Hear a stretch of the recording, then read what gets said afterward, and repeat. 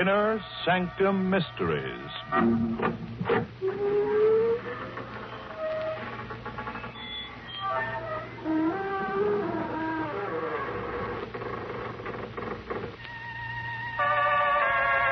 Good evening, friends of the creaking door. This is your host to welcome you back into the Inner Sanctum for another half hour out of this world. Say hello to one of our hapless heroines. Her spouse said he was going to the club one evening, but he brought it back and clouded her with it. The poor girl was almost decapitated, which shows what can happen when you lose your hair. Anyway, the whole affair was responsible for the song's success, You Hit the Spot.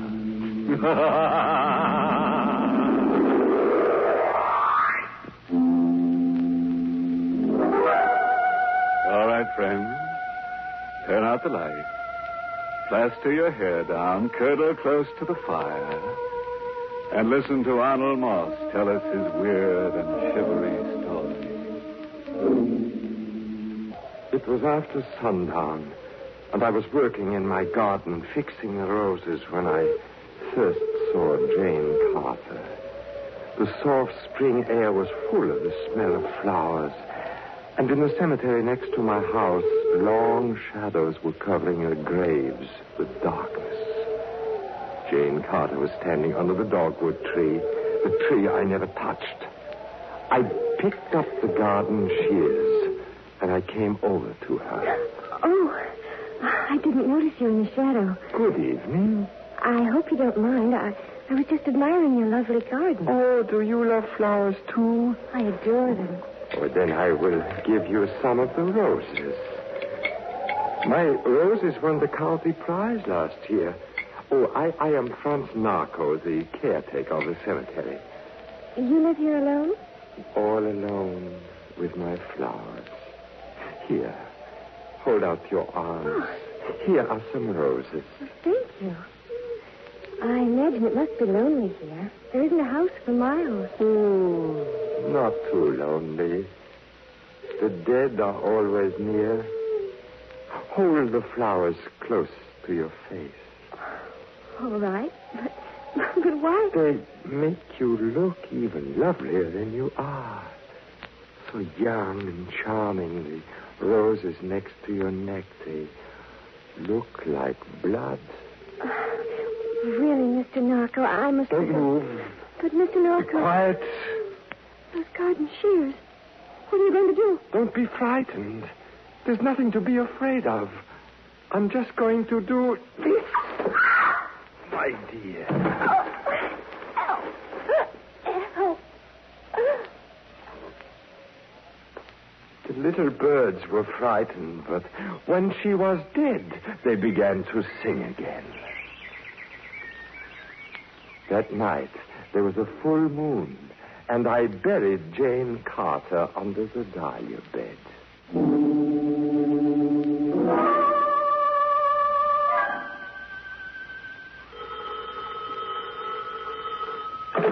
Police headquarters, Chief Dane speaking. No, Jane Carter's still missing. She was last seen yesterday afternoon. If we don't hear by tonight, we're going to send out an 8-state alarm. Yes, goodbye. Good morning, Ethan. Franz, how are you? Fine, thank you, Ethan. I brought you some flowers. They're blooming early this year. Today is the 27th, you know. April 27th. Yes, Franz, I expected you. You haven't missed a visit on the 27th in 20 years. It seems incredible. On April the 27th, 20 years ago, my wife, Martha, disappeared. And in all this time, you haven't found any trace of her. Maybe we do know the man responsible for her disappearance. You don't mean you found her? Did you see the courier this morning? Yes.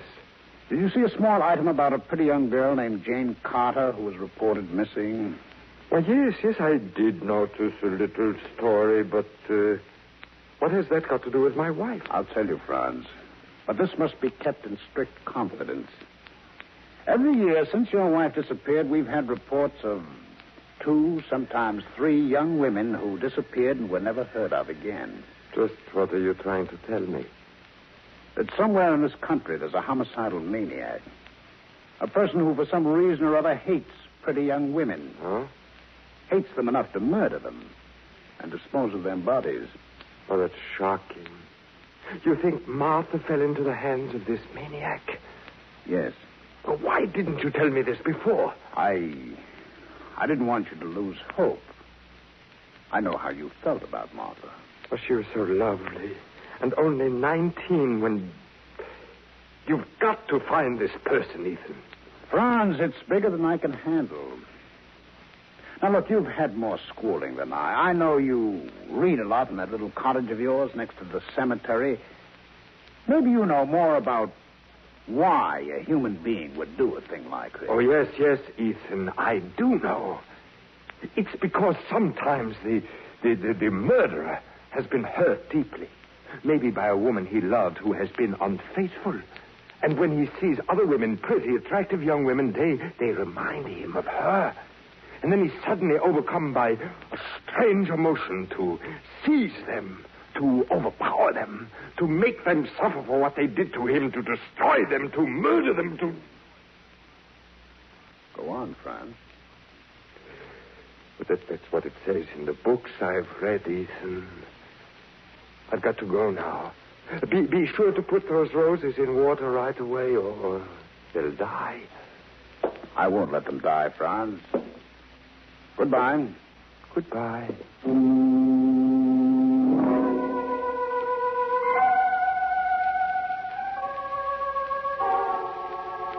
I could have told him more, much more. How it felt to live in a nightmare of fear. How I tried to fight the wild surging of my blood, that mad, insane pounding that made me kill. Later that night, when the dogwood scent came into my room, I cried. I cried like a child. I was thinking of Martha, my beautiful Martha.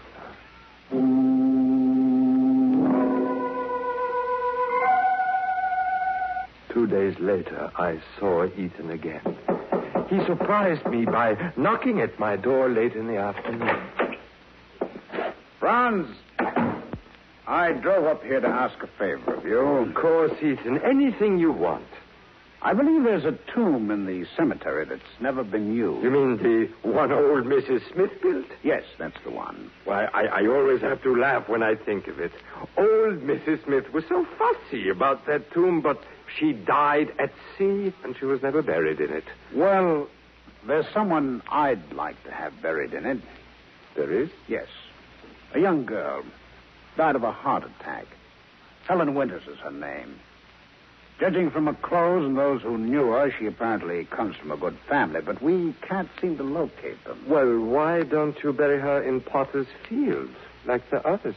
Because I think her family will eventually want the body.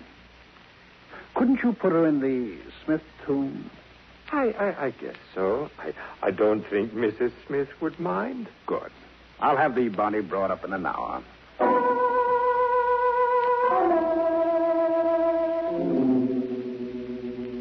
The body was brought in a coffin by Ethan and one of his men. I opened the tomb. There were no mourners, no one to say a few words. I cut some of my flowers and brought them to her tomb. Would you like to see her before you lock the tomb again, Franz? Why, yes. There. Oh, what a pity. She's so young and so strangely beautiful. She looks as though she would get up out of the coffin at any moment. I brought some flowers, lilies, from my greenhouse. That's very thoughtful of you, Franz. You love these flowers, don't you? But they're all I have since Martha vanished. What are you doing there? Just looking at the petal. They're soft to the touch, like a woman's skin. Yes. Ethan. What's the matter? You tore that petal. You ripped it. It's just a flower petal. Stop it! Stop it! Ron. Stop hurting the flowers! Stop it, you fool! Stop it! Oh, I'm sorry, Ethan. I didn't mean to hit you. I lost my head. I can't see anyone harm a flower like that. I couldn't sleep that night. Somewhere far in the countryside, a dog was baying at the moon. I went to my window. My garden was all silver in the moonlight. And then I noticed it. The dogwood tree. A strange glow like a fine blue fire hung over the branch near the patch of iris. It was shining with a light that was not of this world. And then I saw the face of Helen Winters. She was staring at the glowing branch. It was the dead girl wearing the shroud she wore in the coffin. I quietly slipped downstairs. On the way into the garden, I picked up the shears.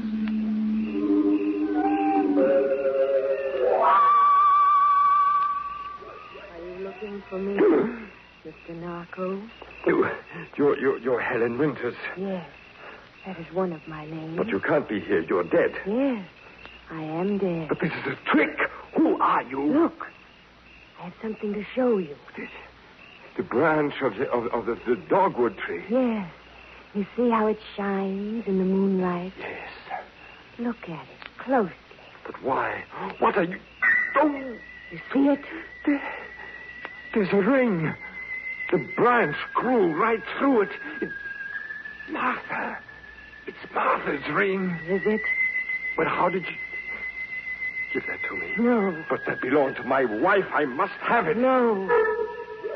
I looked at her standing there among the flowers. Oh, she was beautiful. And the moonlight made her look like a woman in a dream. And suddenly I felt the strange power rising in my blood. I longed to touch her, to seize her. I tightened the grip on my shears and came closer to her.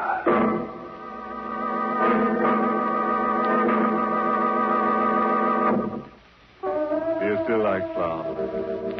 If you do, I know a way for you to get lots of them, free of charge. Where were we? Oh, yes. The flowers were blooming over all the bodies of the people Franz had murdered. And he was talking to a corpse who was picking dogwood blossoms by the light of the moon.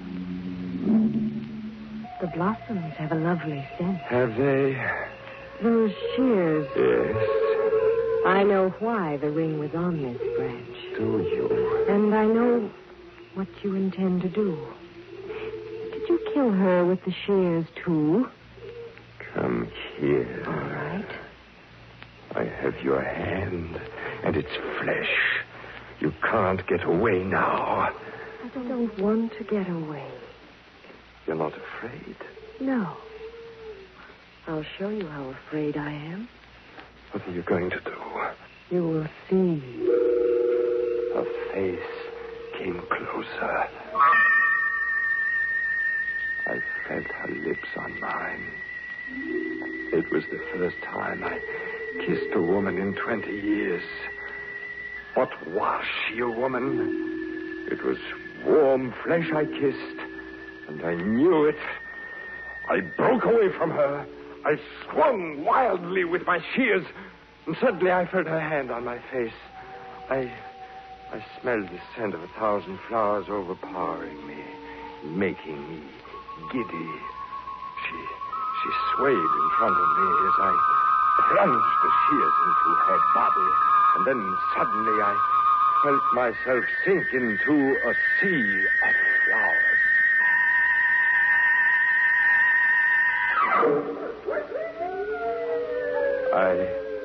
I opened my eyes.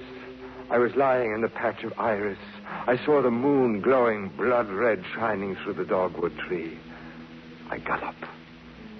What had happened? I must have been unconscious. My shears were lying on the ground where I had fallen. Helen Winters had disappeared. I picked up the shears, got my keys, went to the tomb. I opened the door, and then I opened the coffin. She was lying there, not a wound on her. I couldn't believe it. I raised the shears. I would find out that... You'd better get away from that coffin. What made you come here, Ethan? Never mind. What's this? A sprig of dogwood and that ring. You recognize it? Yes. It belonged to Martha. I gave it to her before she married you. You murdered her, didn't you? Is it necessary to take out your gun, Ethan? I'm afraid so. You really believe I killed Martha? I believe you buried her under the dogwood tree in your garden. Oh, that's ridiculous. Franz, I want the truth. I want a full confession. What makes you think I killed her? I haven't any proof yet, but that body can be exhumed. I suppose you'd accuse me of killing all those girls who disappeared, too. Yes, Franz. I think you killed them, too. He looked closely at me. Suddenly I realized that his hand was shaking. He was frightened. He, too, was stalling for time. Why? Of course. There must be some of his men coming here. He was afraid to take me alone. What do you say, Franz? I can assure you it will be a lot easier for you if you confess. But I have nothing to confess.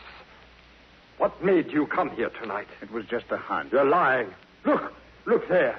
There are two men coming up here, policemen. I suppose they came here by accident, too. Where? I don't see anything. I have your gun, Ethan.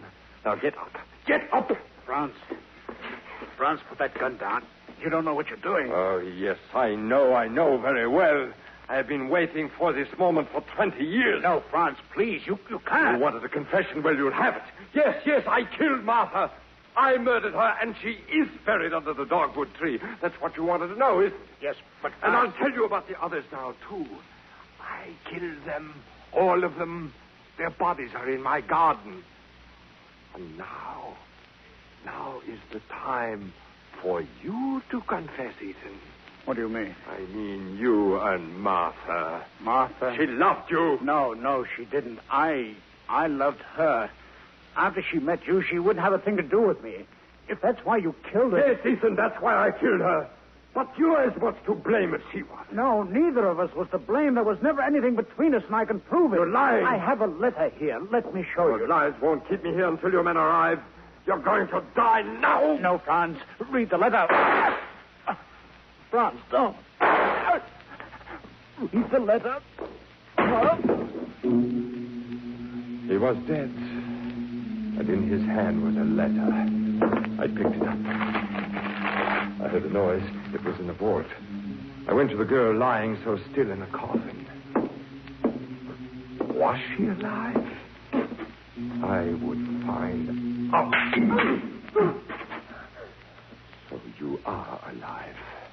Get up. Get up out of that coffin. They're gone. Please, don't. Go on. All right. Now, please. Ethan put you here, didn't he? Yes, I'll explain everything. What happened in the garden? I had a little vial of chloroform. I broke it when you tried to kill me. The fumes made you unconscious. Chloroform? That was when I felt your hand on my face, and I kept stabbing you, but you would not die. How did he know Martha was buried under the dogwood tree? I told him. I dug under that tree while you were unconscious. Well, that's strange now, isn't it? You would never have known about it if the tree, as it grew, hadn't caught up the ring and pushed it out on one of its branches. It's as though nature itself were accusing me. Here, don't you try to get away. Stand still. Oh, you are beautiful and evil, like all of them. Like Martha, I'm going to kill you. No, don't. The gun is empty. Here, come back here. You're not getting away. I still have these. The garden shears. The garden shears. Let go of me. Oh, no, I'm going. Are you up there? Help me! Hurry! We're coming out! I ran out of the tomb. I saw 4 men coming across the graveyard in the moonlight. I ran. The girl came out of the vault and screamed. They began firing at me. I ran across the moonlit cemetery, stumbling, falling, running for my life. I felt a piercing pain in my thigh. I fell and struck my head against a gravestone.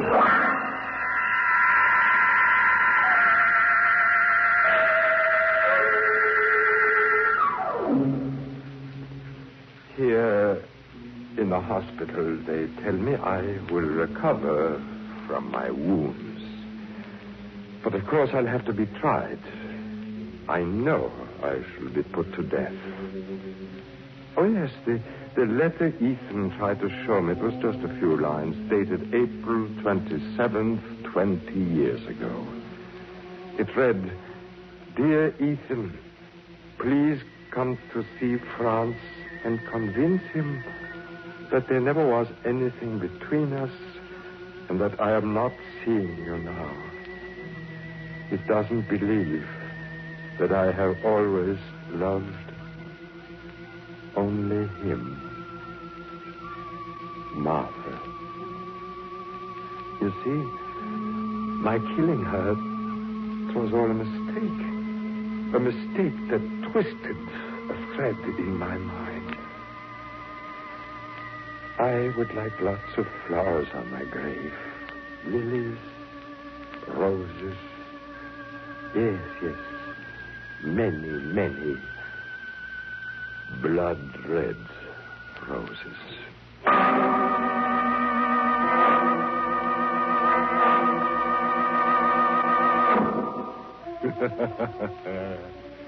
Send me 1 dozen roses and put my heart in beside them.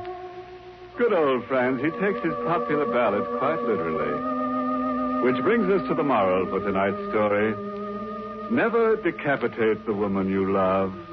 You know how angry people get when they lose their head.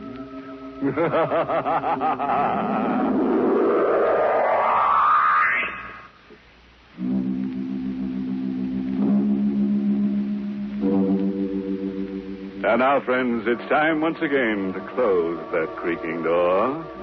Until next week at this same time.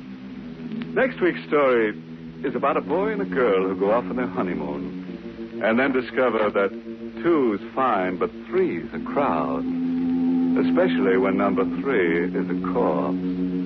Now, what the boy and girl said to that corpse and what the corpse said to them, well, you'll just have to wait until next week to hear about it. Until then, good night. Pleasant dreams.